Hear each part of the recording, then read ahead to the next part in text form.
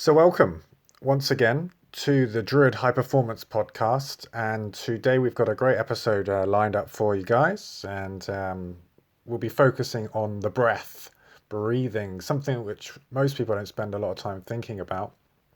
Um, and today we're looking to sort of explore breath and how it affects different things,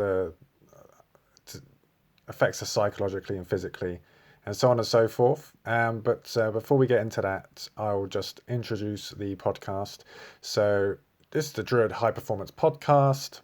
This is an area, or this is a podcast that focuses on the self development of body and mind. So, here we're interested in focus, performance, longevity, and empowerment in this modern world that we find ourselves in.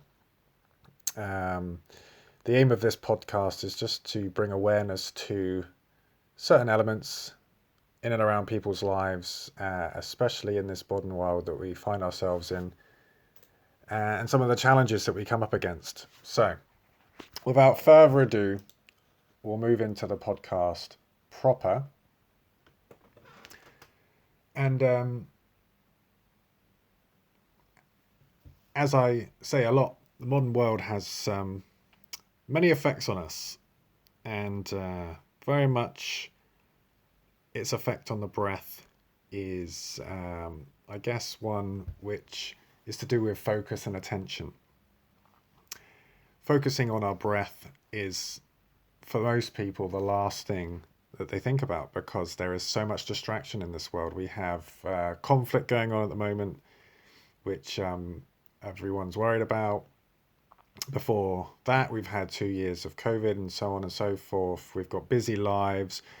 We've got more information in and around us than ever before. And, it's easy to miss the little things or the big things, depends on how you look at it. So the previous podcast, we've looked at mobility and posture.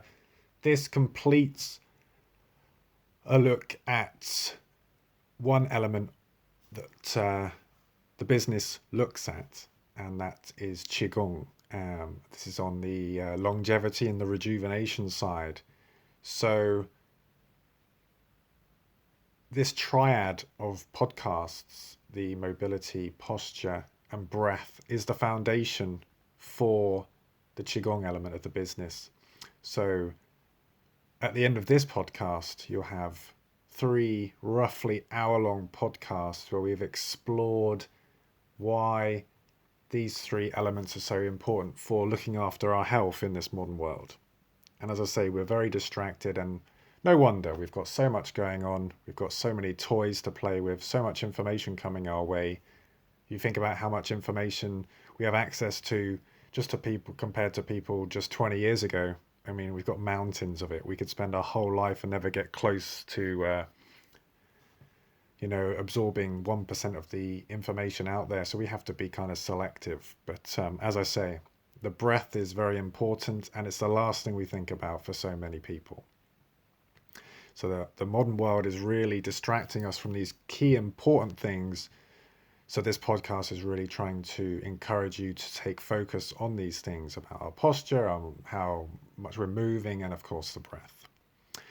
So the way I see it, the breath is a method of controlling both the body and the mind. It's a self-control mechanism. We've got a lot of organs in our body, but we don't really have much control. It's controlled by the autonomic nervous system, so it's below our conscious control. The heart and the lungs, they're linked very much, and we can control the breath tempo, which has a big effect on our heart. And this can kind of work its way down and affect different organs and different systems within the body. But as I say, those other systems are very kind of hard for us to kind of get our head around controlling, because how do you control your liver? How do you control your kidneys and so on and so forth? Whereas your heart and lungs, there's a lot more that we can do with those. Maybe the heart, you would think to yourself, I can't control my heart. But then if you breathe at a certain pace, the heart can increase in tempo, or if you slow your breathing down, it can decrease, and so on and so forth. And this is like a fundamental idea in Qigong. I remember my teacher talking about this 20 years ago.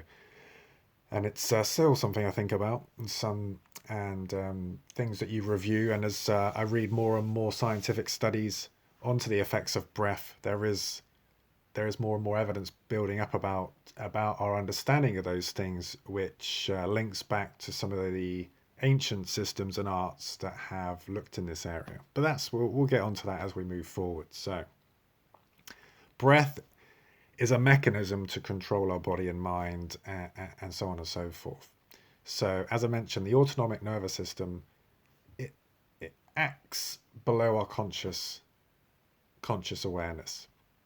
We have two branches that flow off this system, and one is the sympathetic nervous system, and one is the parasympathetic nervous system. And these systems affect the whole body, and they're really preparing us for two very different activities, or broad types of activity. Now, if you were to go online and bring up the parasympathetic nervous system on your browser of choice, you will see the body broken down by organs and different parts of the body. In the parasympathetic side of the system, it tends towards the nurturing, the relaxation, the healing side of things. And the sympathetic side of the equation is very much about activity. It's about dealing with issues, challenges, problems. Whereas the parasympathetic side of the system, it's really predicated on there's no external threat. There's no challenge. There's nothing we need to worry about so much. And we're able to then focus on ourselves, heal ourselves up, and deal with any issues that we need to resolve. As I say, this is all underneath conscious awareness. So, for example, I've got a list of the effects of the parasympathetic and the sympathetic nervous system here. So we'll just read through these. So it affects our eyes. So, for example, the parasympathetic nervous system, the pupils constrict. On the sympathetic, they dilate. So we're not really going to focus on the eyes so much, but the more the organs is where we're going to get into the meat and potatoes of our discussion here. So we'll focus on the sympathetic nervous system. So if we imagine the modern world is very, very distracting, it's very, very intensive. We're not living in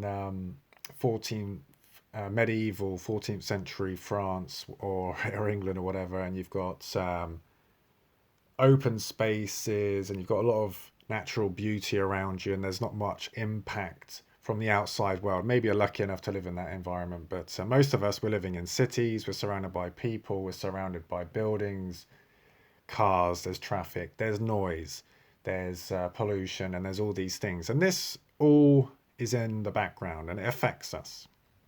We live in this environment, so you might say we're used to that, so it shouldn't affect us. But the truth of the matter is, being in a built-up area stimulates us. It brings up our arousal level. It acts on us. It slightly stresses us. It leans us into this sympathetic nervous system that I'm talking about. So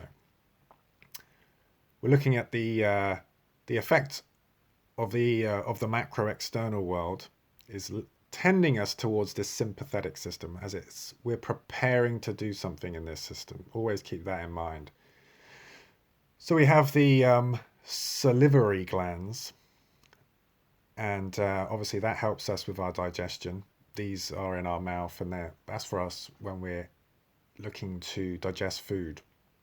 So it's the salivation, like a dog preparing to eat. Obviously we're not as messy as those guys, but so sympathetic nervous system inhibits the salivation. So if you've ever had a very dry mouth from when you were stressed or you were anxious, this is an effect of being in this sympathetic nervous system. Your body's too worried about what it is you've got to do. You've got an exam coming up, or you've got something which you feel very important. Maybe you're going on a date, or you've got a job interview and your mouth's all dry. That's an indication you're in the sympathetic nervous system. And there's no problem with that. It's the issue comes when we're always in this situation. So we're not able to digest our food properly because our mouth is always dry, because we're always kind of leaning and tipping over into the sympathetic nervous system. The lungs dilate. The heart rate increases. All sympathetic nervous system is. So again, mouth's dry. The lungs, the bronchi, they dilate. The heart accelerates. The stomach inhibits digestion. The liver stimulates glucose release because we're looking to prepare for action. Even if we're not in the need to physically do something, our body's preparing to release energy into the bloodstream. The kidneys, they're stimulating epinephrine and norepinephrine release. So we're looking to get active and do something. It all harkens back to the old fight or flight system. The intestines inhibit peristalsis and secretion. So peristalsis is helping us digest and get rid of food. But this is inhibited when we're in the sympathetic nervous system. And finally, the bladder relaxes. So there's a bit of a list of things there. So all these things are going on when we're in the sympathetic nervous system. And as I say, in short doses, that's not a problem. The problem is when we're constantly in this mode, this system. As you can see, it's taxing on the body. It's taxing on the nervous system. It's preventing the body to function correctly. And the long-term effect of that is going to be problems. We're building up a lot of undigested food. Our body can't get through that and release it. The heart's always beating a little bit faster than it needs to. We're releasing energy when we could be saving that energy to be used more effectively. So imagine you're living in this state constantly. You're never quite able to relax. Your body's never in a state where it can just say, we're cool here, we don't have a threat, we don't have to worry, we can use our energy at a later date. The body is always looking to adapt to the situation, and if the situation calls for it, it's going to put all its resources into use now. Problem is, most of the time we haven't got a big threat, but if your body's in a state of threat detection all the time, then here we are in the sympathetic nervous system. So we're going to move across now to the parasympathetic nervous system. We're not going to look at eyes. So the salivary glands, difficult word for me to say, stimulate salivation. So when we're cool, calm, and collected, we're over in this parasympathetic nervous system space. We're producing saliva. We're in a position now where we're able to eat. We're able to function properly we're able to digest food that comes into our mouth, break it down before it even gets into our throat and down into our stomach. So it's aiding digestion. The heartbeat's slower, of course, because we're relaxed, we're calm, cool, and collected. We're saving our limited resources for a later date. The body is happy to do that. The lungs, they constrict the bronchi. Stomach stimulates digestion. The liver stimulates bile release for this digestion, and we're stimulating peristalsis and secretion. So the body here is able to function, and the bladder finally contracts. So the body is able to function. We're able to do those important things that we need to do. Now, as I say, the modern world is pushing us towards one of these systems. And when we're over reliant on this sympathetic system, we're a bit too ramped up. We're a bit too agitated, stressed, anxious, all these things. And the long-term effect of these are pretty devastating. So we'll move back away, but that's just an indication of these two systems. Now, it's pretty obvious that the more time we spend in the sympathetic nervous system, the more worn out we're going to be, the more stressed we're going to be, the less able we are to cope. Our coping is linked to these systems. If we feel like we're not coping and we don't have the resources to deal with something, we're going to get a stress response and we're going to be all the way over into the sympathetic nervous system. Now, the parasympathetic nervous system is linked obviously to rejuvenation. And it's worth bearing in mind, we know a lot about the effect of the parasympathetic nervous system. We're always learning more, and there's more we don't know. But we do know it's linked with rejuvenation and health and so on and so forth, well-being. So really, if we can imagine that everyone is tilted over towards the sympathetic nervous system, we need to find a way to bring us back over to the parasympathetic nervous system. So this healing rejuvenation space or mode, however you want to think about it. So if we're too red, we want to be a bit more green. I like to use these because colors are very powerful indicators, you know. So red is associated with energy, maybe aggression, activity, so on and so forth. Green is a color which is linked with healing, relaxation. You know, when you're in nature, you're surrounded by green. You get less activated when you're in a green environment. So these are good indicators, you know, so you could sit and do some breathing techniques and you could just focus on the color green. You could be in a green environment. And that will have a calming effect. So again, the modern world is shifting us over to the red, the sympathetic. We want to go over to the green, the relaxation. Okay, so rejuvenation linked with the parasympathetic nervous system. Now,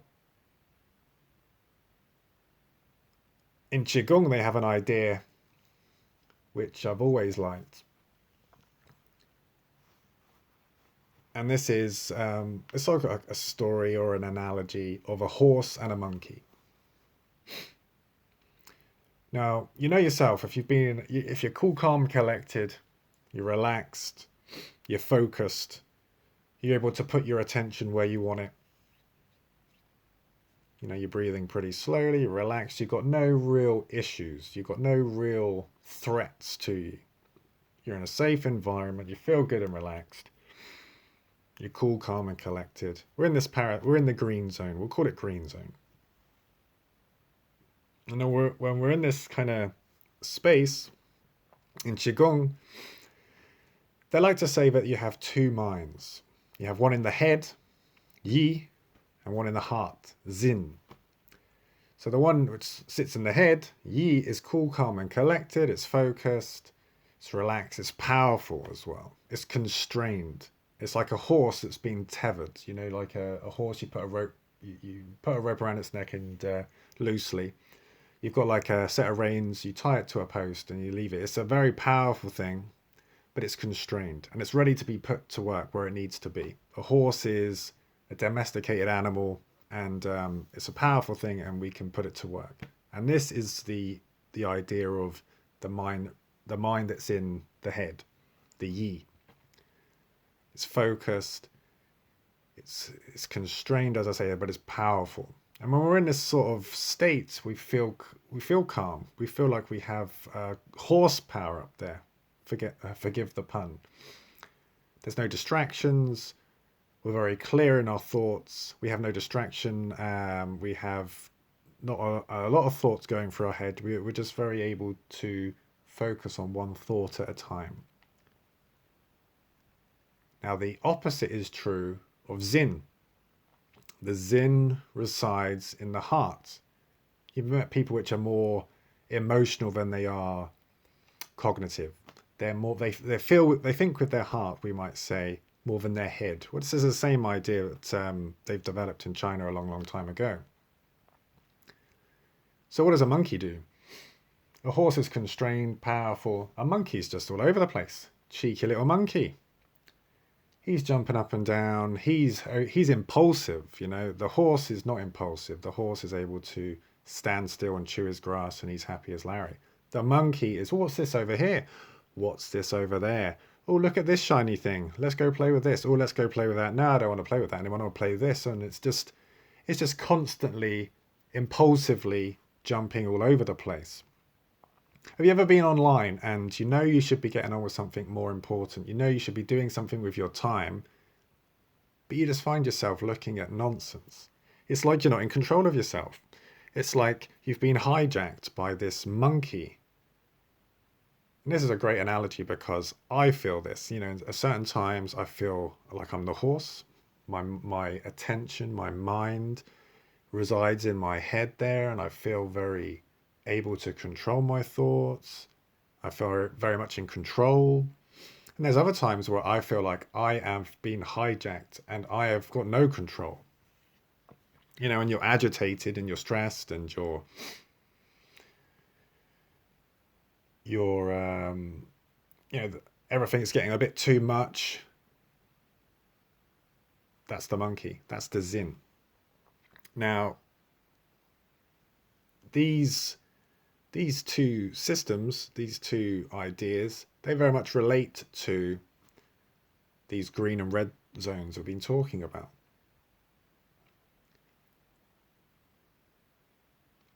And go back to the modern world. Social media was designed by they used obviously a lot of social psychologists, but they also used people that designed casinos. You go into a casino, you can't see outside, you can't see daylight. There's no clocks around. It's all very stimulating. In Las Vegas, if you're on the tables, they'll give you free drinks. They want to keep you very much in that environment. And social media is the same sort of thing. So it's built on dopamine, you know. It's like, oh, what's this? Oh, what's that? YouTube's bringing up these suggestions on the side there, and you're like, oh, I'll just watch one more video. It's like you're like a mouse in a maze, eating a little bit of cheese and then going around the corner and finding another little bit of cheese, and then on and on and on you go. So the modern world is just one big casino. We live in a very hyper materialistic time with so much distraction, so many shiny flashing lights, so many buttons. And so again, we're being pushed over into this red zone. We're not the 14th century monk. We're the city slicker. We're the person, you know, down the casino, drinking cocktails, looking at all the shiny lights, and you know, the fun sounds and the clink clink clink of people winning money, and we're just a monkey. We're being drawn in a million directions. Now, one mechanism for us to manage this system is our breathing. All comes back to breathing. Now we can control which system we're in all by our breathing. So these two systems, the red and the green, we'll call them, because parasympathetics and sympathetic nervous system is a bit of a mouthful to keep saying. So we'll get red and green system. So the way you get into the red system is with a shallow exhalation, a quick out breath. So you breathe in and breathe out sharply. Now this can be very useful. We'll talk about this later. But you must be very sparing with this technique, this idea, because you're burning resources. You're like redlining your car, and so on and so forth. The opposite is true for the green system. Now this is a wonderful thing to know. If we breathe in, and breathe out slowly over the course of 8-10 seconds, that starts to begin the green system, the parasympathetic nervous system. So if you imagine you're someone out and about and you've never really given much thought to your breath, you just let it do what it's going to do, it's very likely you're going to be shallow breathing. You may be even breathing with your mouth, which is terrible. Breathing with the mouth can easily turn into panting. So the breathing with the mouth is sort of a secondary system. Breathing through the nose is obviously much more effective. But we'll talk about shallow breathing just for a little bit. Shallow breathing, it draws the tension to the neck, maybe the upper chest. What that does, it creates tension in and around this area. Brings the heart rate up, has those effects we've mentioned before. Creates a lot of pressure. If you have headaches, maybe migraines, feel you're stressed all the time, bring attention to your breath.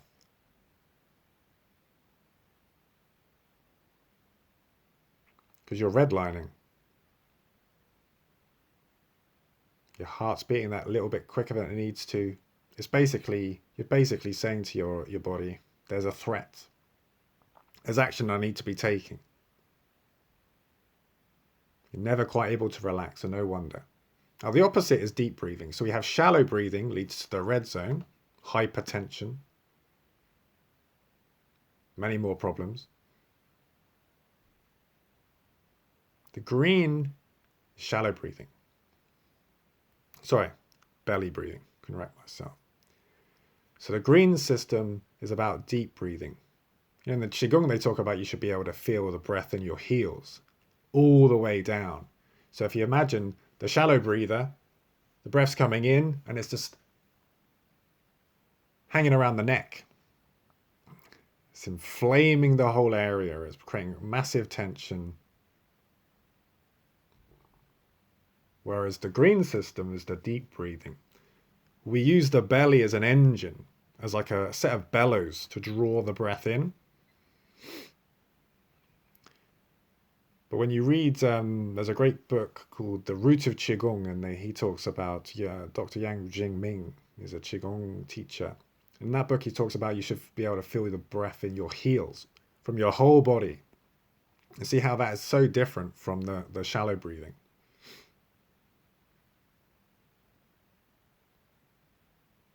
So when you're first taught Qigong, you're first taught to bring attention to your breath. And then you look to refine your chest breathing. Because we're all, we think about our lungs are in our chest. This is how we breathe. We breathe in, our chest expands. And then we breathe out, it contracts. We need to get a good, firm idea of a refined chest breathing before we can go on much further. But belly breathing is the expansion or the expansion of the stomach as we breathe in. That's drawing more and more breath in. And on the out breath, we contract the belly. Slowing our breath down, we're getting a lot deeper breath. We're triggering this green system. And I remember years ago, I was going out to visit my instructor. This was a long journey. I had to take the bus out to Ringwood, and then I had to, I was in Bournemouth. I had to go out to Ringwood, out in the country a little bit, and my teacher lived out on a farm there, and I had to kind of hike through farmers' fields. So I had a long old journey. And so I was 2 or 3 years into my Kung Fu training, much more interested in the Kung Fu and the martial arts bit than the Qigong bit. But I was still practicing, I was still doing my bit. But when you're 23, you're more interested in throwing punches and kicks than regulating your breath and so on. But I missed the bus. So I had and this is Bournemouth, so it's not like London where you wait another 10 minutes. If you're lucky, you have another half an hour to wait. This is before the time of me having a mobile phone or any distraction, so it actually worked out really well. And I thought to myself, what am I going to do now? And so I brought attention to my breath. And I was belly breathing for half an hour before I got on the bus. And the more you do that, the more relaxed and calmer you get, and the deeper your breath gets, and the more refined you are with your using of your belly as a set of bellows to draw in the breath deeper and smoother as it goes. And so the bus finally comes along, and I was in a very calm state, shall we say. I get on the bus, and I kept this going. No distractions. Maybe I'll glance out the window, but I carried on with my belly breathing. So it's another half an hour to my destination. And from there, I've got another 25 minutes going through farmers' fields, dodging horses and cows and whatnot. And I kept this belly breathing going the whole time. So something like an hour and a half of belly breathing later, I arrived at my teacher's cottage there. He lived way out in the country. And I remember I crossed paths with one of his kids on the way up through. And I hadn't spoken to anyone for an hour and a half, but I'd just been in this deep meditative state. I was the horse, I was not the monkey. And my instructor's daughter asked me a question, how are you doing, Drew? Or something along these lines. And I was in a very contemplative state, shall we say. And that's always stuck with me, because up until that point, I hadn't done that level of belly breathing for that amount of time. And it's difficult too, because the modern world encroaches on that, as we keep saying. But that sort of experience 20 years ago stuck with me. And how calm and focused and constrained my mind was through this act. So if you are like so many people, feeling like your mind is racing a million times an hour and you've got so many thoughts flashing through your head and you're not able to cope, belly breathe. Give yourself some time. Sit and relax. You've got the means. You just need to control your breathing. So this goes on to another thing. Now, arousal is a word that will pull some chuckles from certain people. But arousal really has to do with a level of excitation. Nothing to do with sex, or it could be to do with sex, but we're talking about the broader description. So if we think of low arousal being as if you're asleep, or that the story I just mentioned. Low arousal is you're asleep or you're in a deep, calm state. High arousal is you're jumping off the walls. You know, you might be excited to go see a film at the cinema. You might be going to see a band you like. You can be excited for whatever you're excited about. So it's important to consider the continuum from low to high arousal. Now, in sports and exercise psychology, they talk about arousal regulation, and obviously this links in to what we're talking about. So in performance psychology and sport and all this and that, you might very well perform your best at a certain level of arousal. Now, if you are overly aroused, it could be catastrophic for performance. I've had I remember I was playing football in front of the school once. The whole year was in the sports hall and we were split up by forms and we played football. And I was overly aroused in the sense that I was worried and concerned about everyone watching, and I wasn't able to focus. And my state was so high that I was unable to perform. I was unable to do anything. Again, these stories stick out in your mind from your past. And this one always has too. I literally couldn't do a thing. And this is called the catastrophic model, where basically when you're performing at your best, you're at your sweet spot, the Goldilocks, just about right. Well, if you're overly aroused, you're unable to perform any simple task. It couldn't have even walked a straight line. You know, imagine you walked out on stage in front of 100,000 people. Some people might love that, but other people would die a death. It's too much. So if we're under aroused, we're too relaxed, we're not focused, we're not up for it. We need to be up for it. You'll see people coming out to fight. This is a good indication. So, okay, this is a better one. Rafael Nadal, before he comes out to compete in tennis, he does like jump squats. He's like jumping up in the air and up and down. He's getting his second wind as he's walking on court. Roger Federer, he's strolling out like it's Sunday afternoon, adjusting his hair and so on. So Rafael Nadal, he needs to be at that higher arousal level to be performing at his best.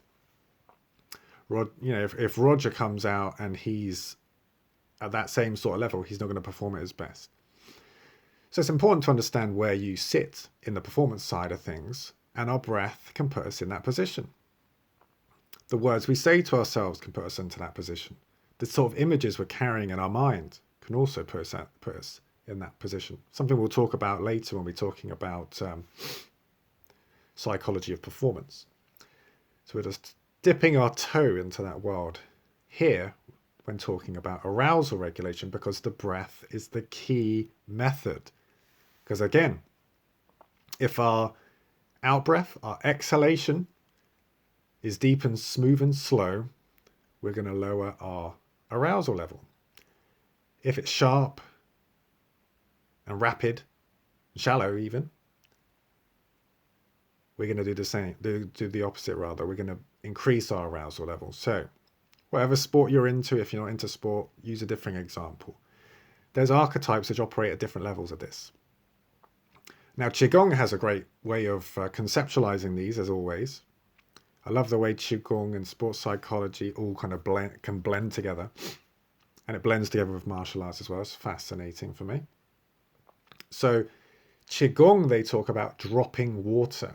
So this works in an imagery sense. That's something you can visualize. You can see a waterfall or water dropping into more water. And you can hear that too, and it's soothing. You know, you're in a botanical garden, there's water dropping. It's relaxing. You know, there's these wonderful plants everywhere, and it's very calming and very relaxing. Dropping water is related to deep breathing, belly breathing, bringing the arousal level down. It's related to the horse side of the dichotomy and all those elements we looked at earlier with the sympathetic nervous system. You know, you can put playlists on Spotify. It's got dropping water. It's like white noise just dropping. It's very relaxing, very nice, very peaceful. You know, we can imagine the feeling of the water being cool or slow, you know, slightly warm, and it's all very soothing, all very pleasurable, very nice. And so slowing our breathing down is one thing. But then if we embody and visualize and use all these tricks or these techniques to think about this dropping of water, because we've been aware, the useful thing about these terms is water and the opposite of fire. A 2-year-old knows the difference between water and fire. You've conceptually seen the difference of these things since you're a child, because they're very deep. We understand them at a very young age, and so conceptually very, very powerful. So dropping water is relaxing, it's calming. Now, the opposite is raising fire. And these relate to Kung Fu in the sense that dropping water is very much associated with crane, relaxing. A crane can stand on one leg for hours and just observe. Raising fire is actually associated with tiger. The tiger's coming forward. It's aggressive. It's looking to deal with a problem now.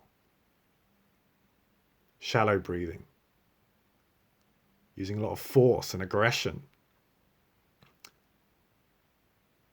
So that raising the fire is also associated with the monkey on this dichotomy between horse and monkey. If you think of karate where they do the They kind of shout, ki. But when you're breathing out sharply, you're making these sorts of sounds too. In tiger style kung fu, they growl. It's older even than karate. And this is a sort of idea. It's forceful. It's high arousal. Crane, low arousal. So you've got the red and the green. The water and the fire. These conceptual frames are very useful. Because if it's in technical terms, it's like, okay, yeah, but I've just learnt this technical term and I'm trying to get my head around it. Whereas fire, water, tiger, crane, horse, monkey, calm, aggression. Okay, I mean, calm and aggression are conceptual, but they're quite ones we've been aware of for a long time. But the deeper they are, the more powerful they are. They loom largely in our minds. So raising the fire, short breath. It's about dealing with the problem now. Again, we've got limited resources, so raising the fire long term is a bad idea. I mean, the modern world's pushing us in this direction, so we need to be very, very, very, very careful with how we use that. We want to be dropping water more than we're raising the fire. So this really leans on to something which we call the thermostat control. We need to know where we operate best in this arousal regulation scale, if you will. So the very, very highest arousal is raging inferno, So we're absolutely bouncing off the walls. Very, very lowest level of arousal is we're asleep or we're in a deep, calm state of reflection. Now, it depends what we're doing. We might be performing in sport. We might want to have a bit of energy about us. But in our everyday life, we have to manage where we are. And it goes back to what we were saying at the beginning of the podcast. The heart and lungs are the organs that we can best control. And that filters down into the rest as well. So we need to be using this thermostat control that we have access to. In deeper levels of Qigong, they talk about doing all sorts of wild things to do with liver, spleen, kidneys, and so on and so forth. But that we like to keep it simple. That's an whole another discussion. At a basic level, we're looking to get a good handle on this thermostat, and the easiest way we can do that is through breath regulation. We'll talk more about these other elements to do with the psychological aspects as much as we move forward. But again, we're focusing on the breath here. Breath regulation. This is the thermostat control. This is something that 90% of people, as a rough estimate, have no conscious thought about. And it's important for us to bear these things in mind because, as I keep saying, the modern world's pushing us in one direction. We want to push back. So breath regulation is what this podcast is all about. And I say it's important. Very important. Mobility is important. Posture is important. And so is breath regulation. And I'm hoping I'm making that clear.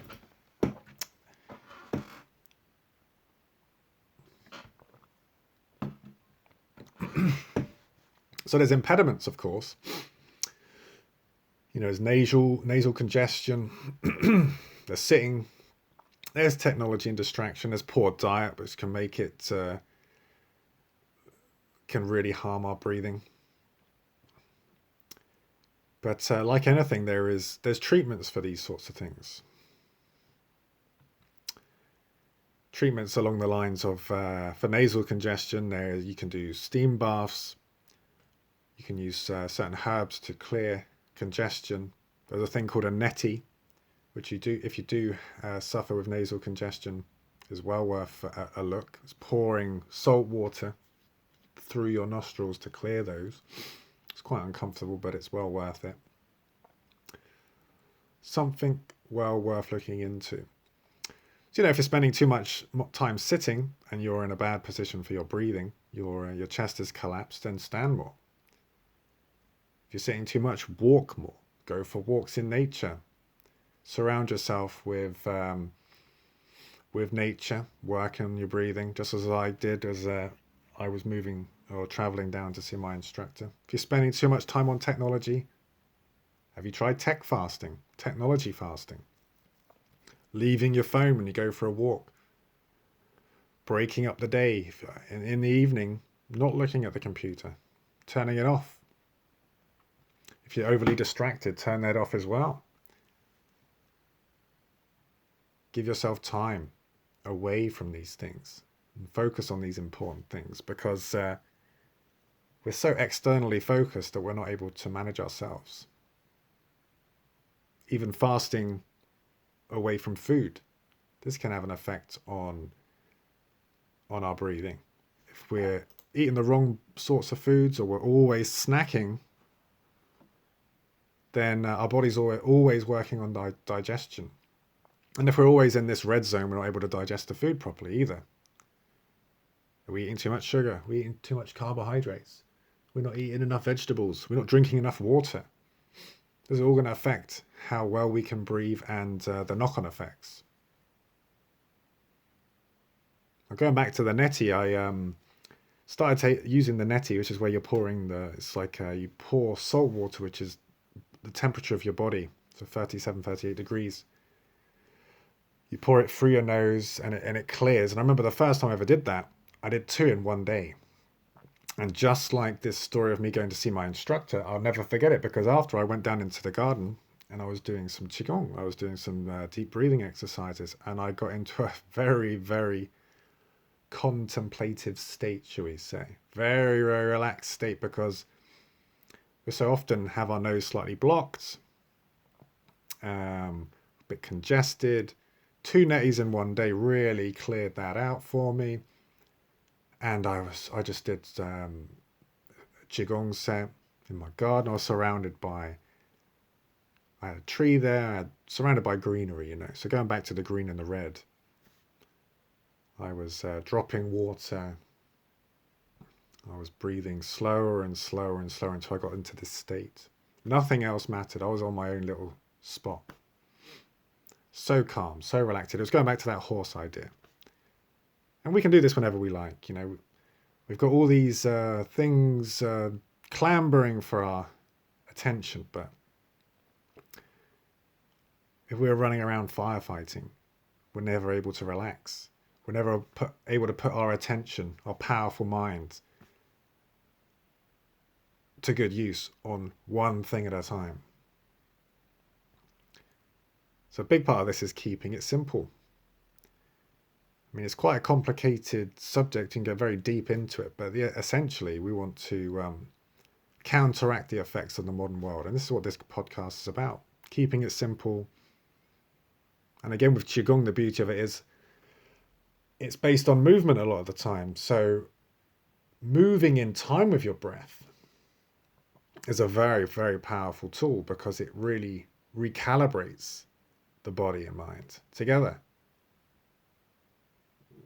Because when someone's new to Qigong or Tai Chi or these sorts of arts, they breathe in time with their movement. Now the breath governs. The breath is the master here.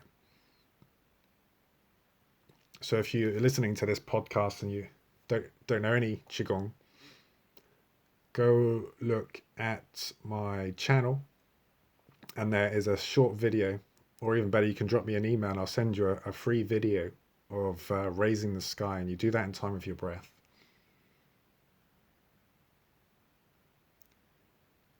Do that exercise 20 times.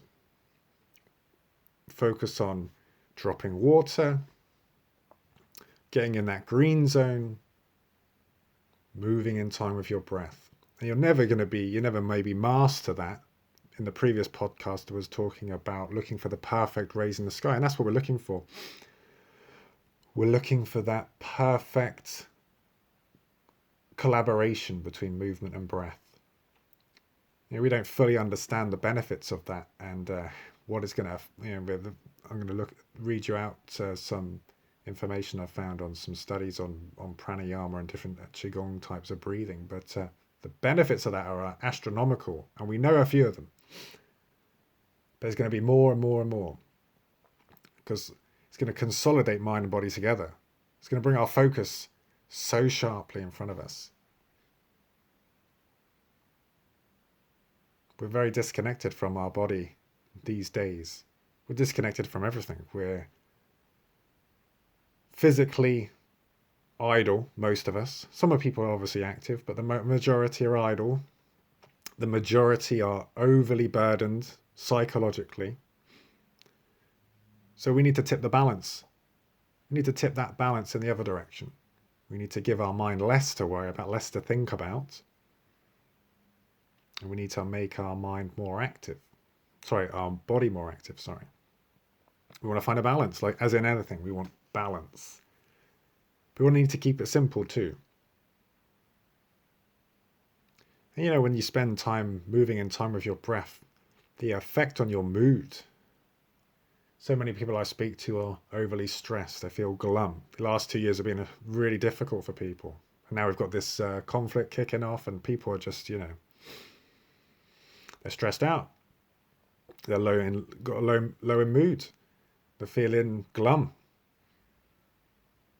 They're anxious. They're thinking constantly about things that can go wrong. They've got that feeling in the pit of their stomach like something's going wrong. Well,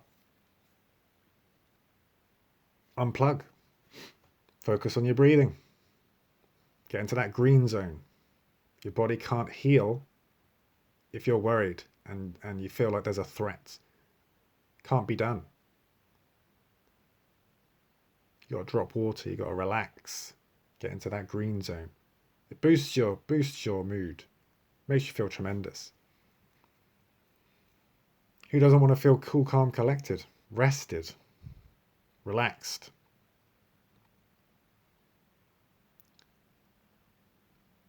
So if you imagine yourself in when you're stressed, this is red. This is the red zone. Just purely for the stress. Feeling stressed. Now neutral is blue. We'll say like a nice navy blue. And the healing zone is green. So you might be lucky, your neutral might be blue. Most people, I would say, are tipping towards red as their baseline. Maybe they're on the cusp. Now, regulating your breath and your mind, but really talking about breath today. In the future, we'll be talking about the mind a bit more. But we want to be on the cusp of the green, the healing zone, and the neutral, not on the red and neutral. So if you close your eyes and you've got three zones. On the left, you've got the red. In the middle, you've got the blue. And on the right, you've got the green. Now, you choose. Up, it could be up to down, left to right, whatever you imagine you've got a fuel gauge in your car. There's a needle. Where's that needle? You're in red. You're between blue and red, between blue and green, or you're in green. How often are you in green? Are you there enough? You'll see those colours bright and clear in mind's eye. See it massive, like it's a cinema screen, like the IMAX down at Waterloo. Huge, great screen. Where are you? Where's your average? How much time are you spending in that green?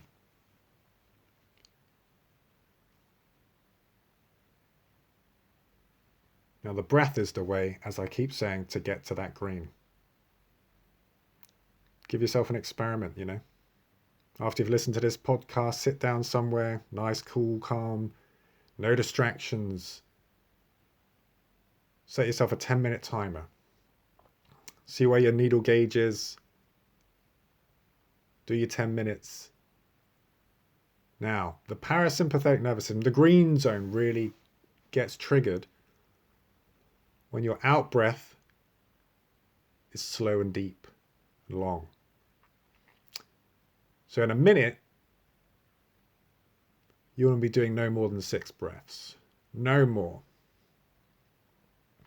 Ideally, we'll keep it at 6. Smooth breath in through the nose, Smooth breath out through the nose. Don't have to overthink it. Keep it simple. Now, if you spend 10 minutes breathing 6 times a minute with smooth out breaths, you're going to trigger that system, the green system.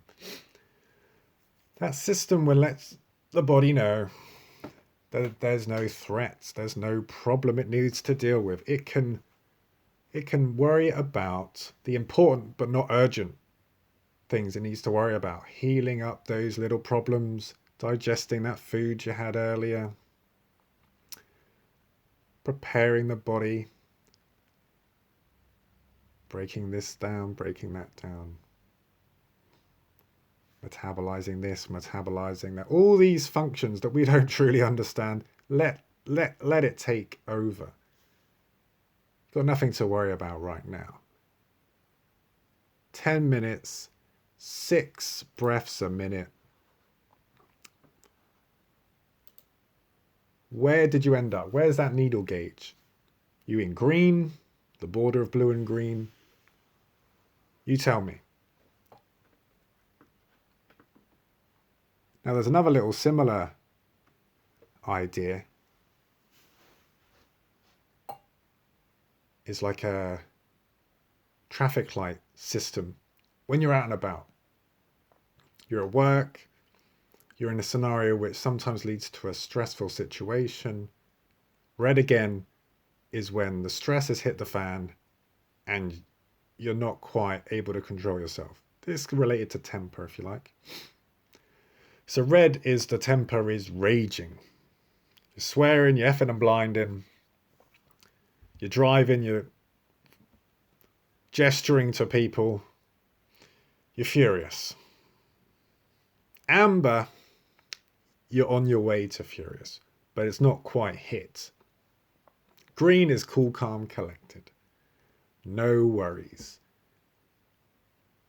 Now, when do we take action in this model?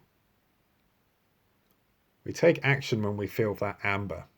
When we become conscious that our body is not quite as cool, calm, and collected as it needs to be. We're agitated, we're a bit antsy. We can feel it, we know that feeling. When we're in green, we don't have to think about it. We're not even aware of our emotions. We're just going along happy as Larry. Amber is when we need to take action. Now, what actions do we have? We can keep some water with us. We can have a playlist which calms us down. Some music we like to listen to keep us in a nice, calm, reflective state. Water's important, as I say, but breathing is the key, isn't it? It's absolutely key to this. Amber is when we have to take action. Green is going to do the heavy lifting. Sorry, green, breathing. Breathing is going to do the heavy lifting to bring us back to green. Now, in the future, we'll talk about stress management, but this is an absolutely fundamental thing to get your head round.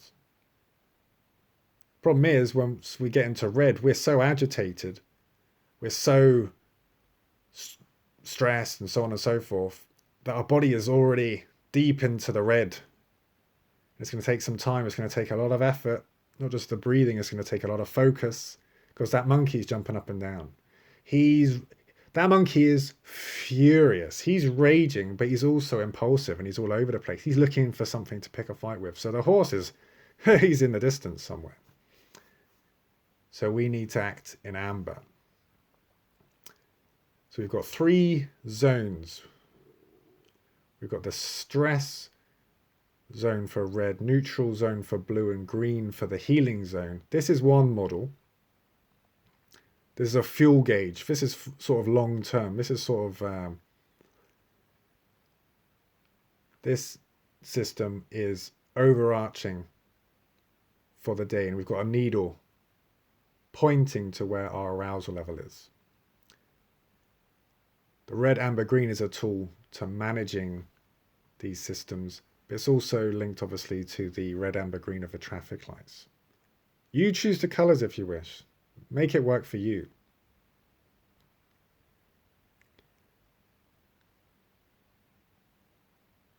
What triggers the red? Be very conscious of the reasons why. And whenever you get into amber, this is when you have to take action.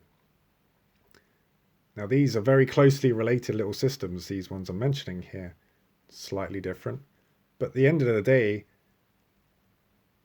breath is going to help us in both. We need to act in amber.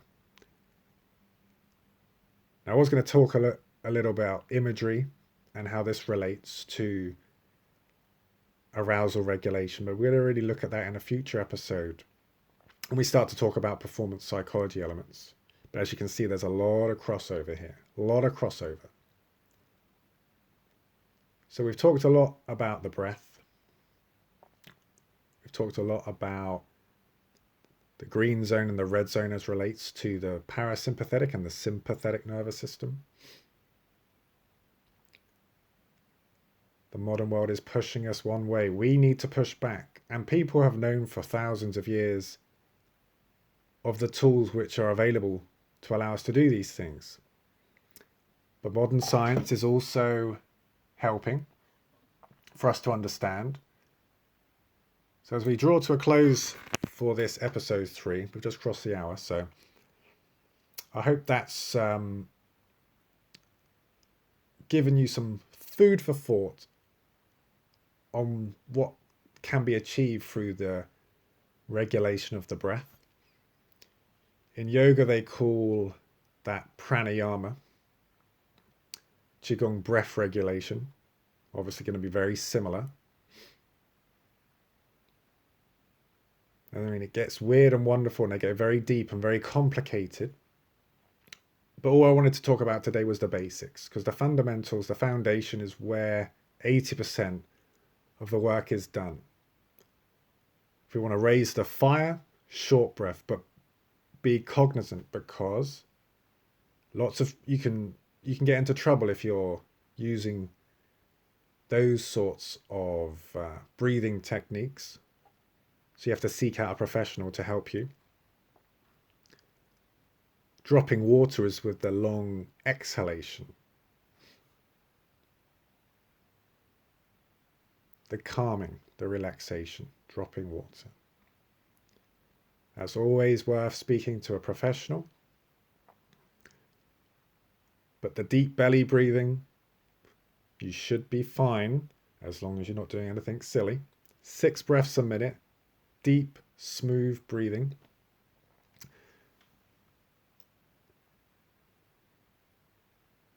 Now, I wanted to read out a few bits of information I found reading around the scientific literature. There's a lot of benefits to managing the breath, but we'll start with the cautionary tales. Well, cautionary elements. Fast breathing techniques, as I just mentioned, come with risks, so seek professional guidance.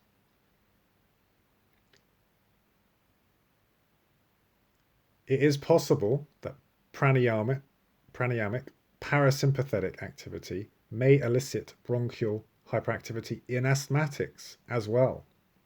So if you are asthmatic, be cautious when you're doing your deep breathing. Seek professional guidance and keep it simple, short and sweet. Do not overdo it. So a word of caution. Keep it simple. Do not overdo it. Seek professional guidance. And now I'm just going to read through a couple of tidbits. I found a study which I'll link in the show notes, which basically looked at the effects of pranayama, deep breathing, and its effects on certain issues. So you can be able to read through those yourself. But I'm going to read through a few of these because I find this pretty fascinating. So pranayama, so breath regulation, has been researched mostly for its beneficial applications in treatments of cardiovascular diseases such as hypertension, pulmonary disease such as asthma, autonomic nervous system imbalances, and psychological or stress-related disorders. So there's a lot of study. So breath regulation is known to improve pulmonary function. So that's the heart and lungs, and the cardiovascular profile.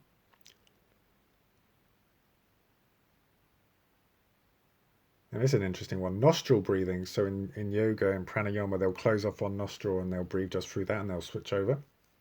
Nostril breathing was shown to increase hand grip strength of both hands. So you do some nostril breathing and then they test grip strength and it's been shown to improve strength. Okay, interesting.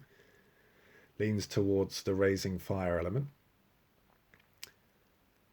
I find that quite fascinating. So breath regulation by reducing risk factors associated with cardiovascular disease has shown that it is not only therapeutic but preventative. So if you have a history, your family history is of cardiovascular disease, and you're not doing deep breathing techniques, well, you maybe should, because the modern world, as we say, is pushing us in one direction. Cardiovascular disease on the rise, diabetes, hypertension, stress-related disorders, anxiety-related disorders. Well worth investing in this because it's fundamental to our health, isn't it?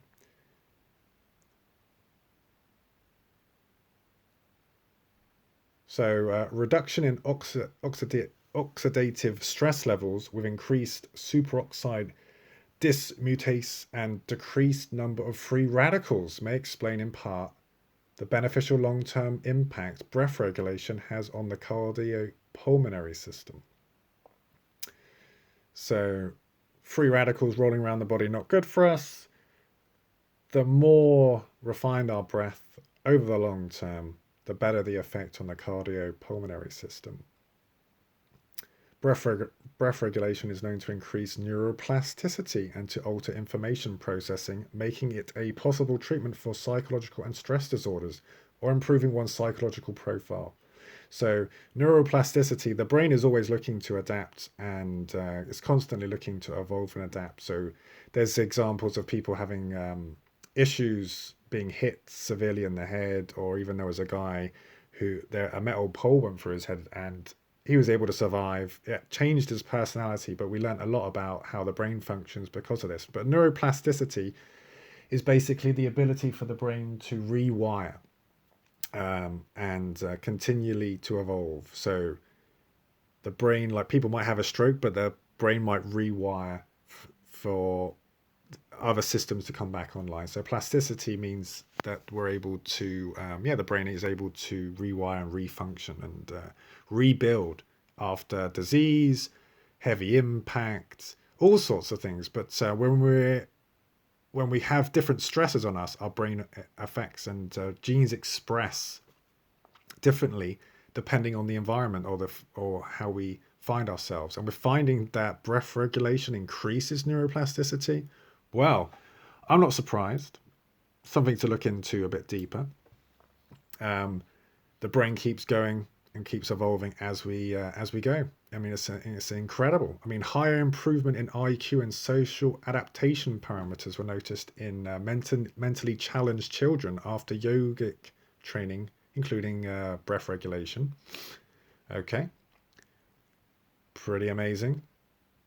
So another study looked at a type of yoga which includes pranayama. It's being used as a public health intervention for treatment of post-traumatic stress disorder, depression, stress-related medical illnesses, substance abuse, and rehabilitation of criminal offenders for its ability to enhance well-being, mood, attention, mental focus, and stress tolerance. Stress tolerance. Well, we could all do a bit more of that. I think you could agree. I've got quite a bit here, so we'll do a few more, not all of them, because I've got a lot. So in conjunction with other yogic techniques, pranayama or breath regulation has been shown to decrease symptoms of irritable bowel syndrome by enhancing para-sympathetic green zone activity of gastrointestinal tract and by reducing the effects of stress. So if you have issues with your stomach, irritable bowel syndrome, if you're stressed all the time, as I highlighted at the beginning, your liver and your stomach and your intestines and even your salivation in your mouth isn't able to work as well. So guess what? You're not able to digest your food. You probably have trouble digesting certain foods, dairy products, and so on and so forth. So deep breathing has an effect on this too. I'm not surprised. It has been mentioned as a possible treatment. This is breath regulation of symptoms of epilepsy has been shown to increase plasticity of motor control, indicating it might have applications in rehabilitation, programs.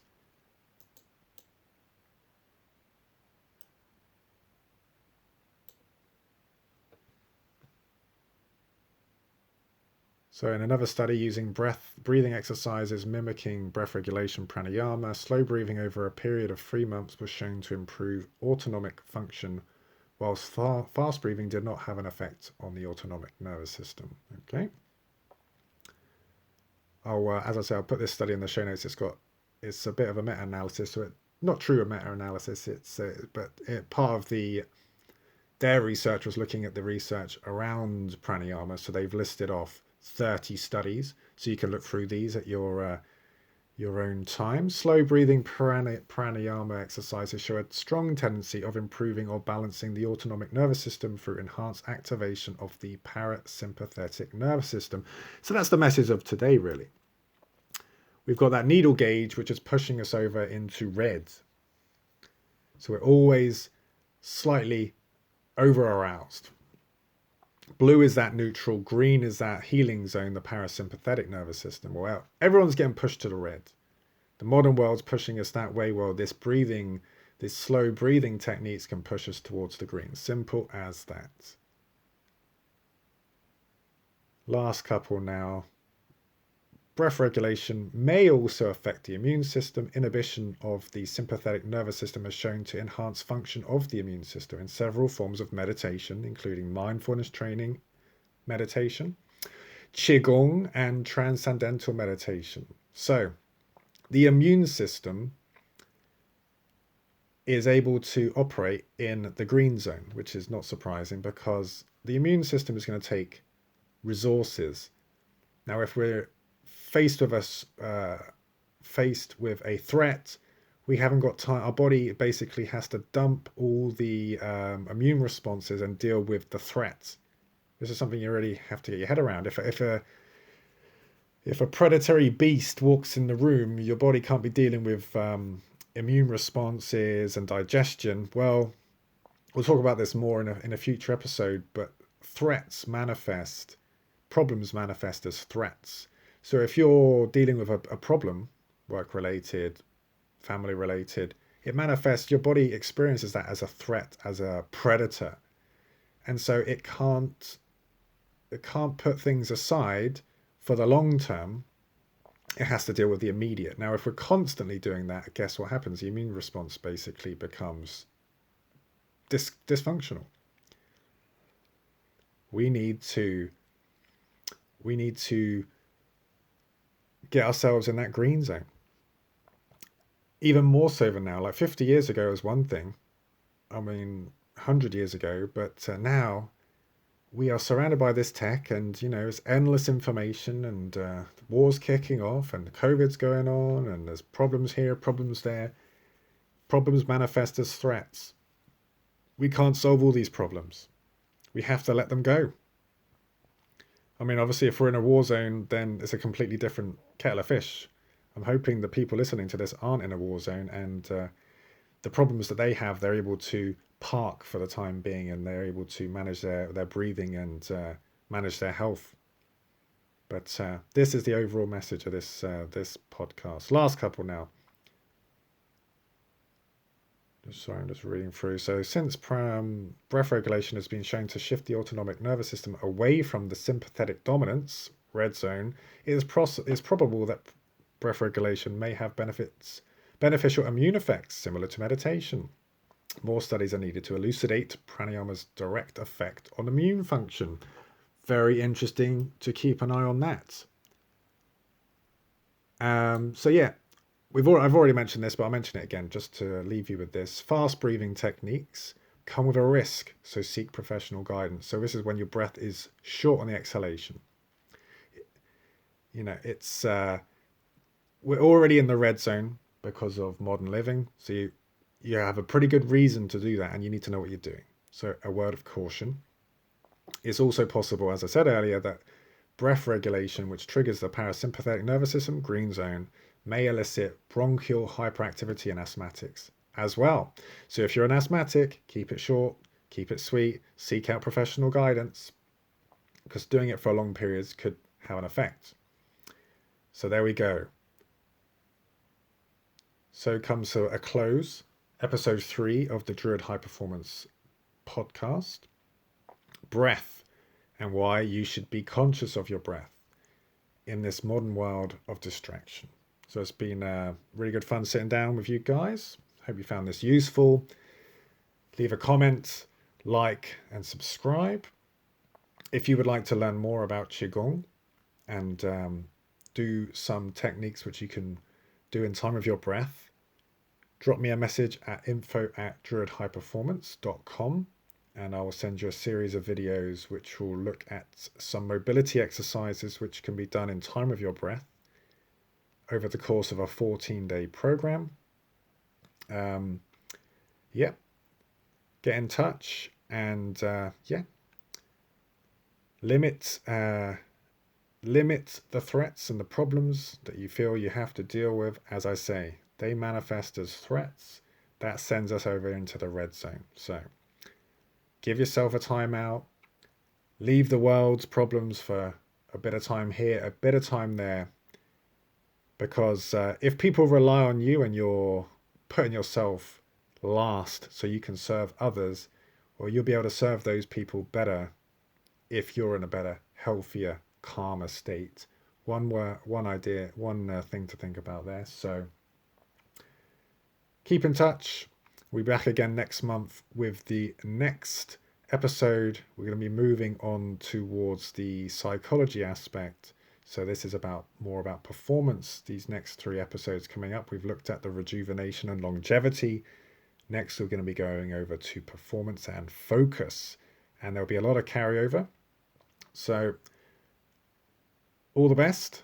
Speak soon. And be mobile. Be mindful of posture. And manage your breath. Regulate that breath and move over into that green zone. All the best, and I'll speak to you soon. That's Drew signing off.